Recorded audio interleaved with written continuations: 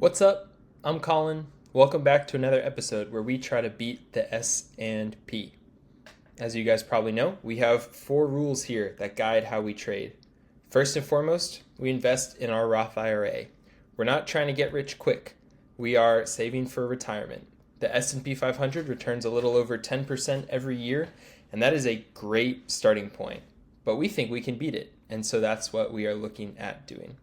By investing in our Roth IRA, we avoid short-term capital gains tax, and we are able to pay the taxes up front. It's a really great vehicle. Rule number 2, we don't use fancy tech.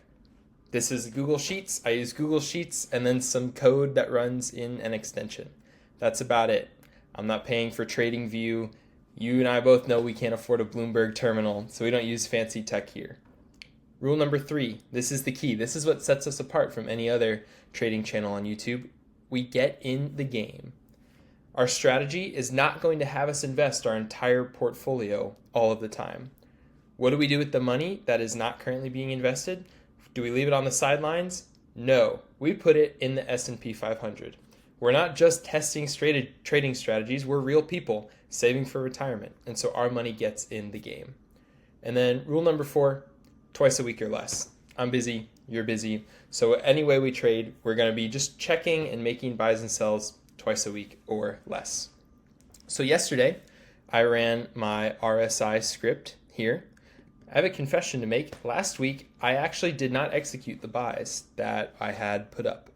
I use M1 Finance. If you guys use M1 Finance too, you might know this woe of saving your portfolio, but then forgetting that after you save your new portfolio, you have to click the rebalance button to execute the trades. So this is really going to be our week 1 here.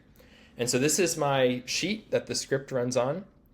It pulls up weekly data for the past long time on every stock taker that we tick through, 3,400 of them, and then goes and calculates the RSI. I'm not going to try to explain it right now. There are some really great other YouTube videos if you want a how-to of how to make the RSI. And what this does is it looks at the current RSI and then the RSI last week. So I ran all of this yesterday on Sunday. So I looked at the RSI from Friday and then the Friday before. If it's a green buy signal now, which means if the RSI is under 30, but if it was a red signal last week, then my script prints out that ticker and its RSI. And so of all the stocks we checked, there were only 20 where the RSI was a signal, from 3,400 to 20, a little less than 1%. So then we went ahead and we said, all right, let's look at these. Let's see if we should buy them. I am using the simple moving average cross as a way to double check what the RSI tells us. Any technical indicator is going to give some false signals. I like this pair because the RSI is a leading indicator. The moving average cross is a lagging indicator. And the 1340 week pairs nicely with the 18-week RSI that we are using. So when I did that, and if you watched last week's video, I talked about this a little more, we're not looking for, we're looking for 2 things. One, even if it's not a perfect buy signal, does the SMA indicate that this might become a buy signal soon, or was it just recently a buy signal? So even though it doesn't have to be, oh, the RSI just turned green and the short moving average just crossed, but are we in that ballpark? And then also, are we at least not like, hey, this is a big red flag? So for example, some of these tickers that I'm not buying, the simple moving average shows that the stock price has just collapsed. And if you go look at if you just pull up the stock price on its own, it's just gone to 0, and it's went from $50 to $1 over the last 5 years, and it's been $1 for a year. Those stocks don't have the potential to grow that we are looking for.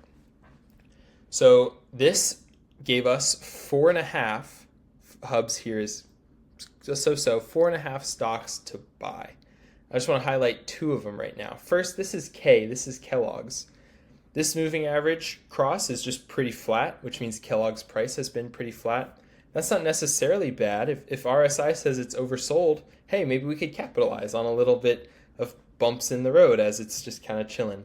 But when you look up Kellogg's stock, Kellanova is the company now, there's some news that said, hey, 130,000 shares have been bought by an investor. And that actually came out before the market opened.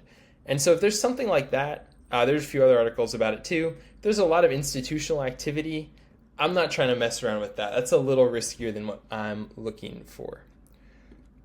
As a green light though, here's ADC.